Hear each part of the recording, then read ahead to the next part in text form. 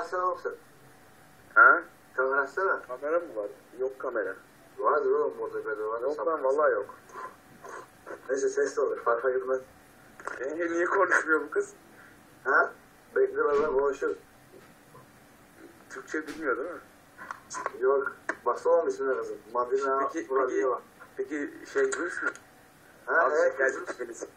Ha kız Rus. Rus mu? Emincan. Kız Rus değil mi Emincan? Kız Rus değil mi? Oğlum Madina işte ya. Madina Rus değil mi? Hello Madina. Hello. Allah belanı versin.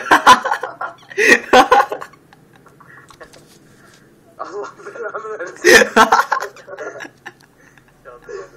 Siktir git amına koyayım ya.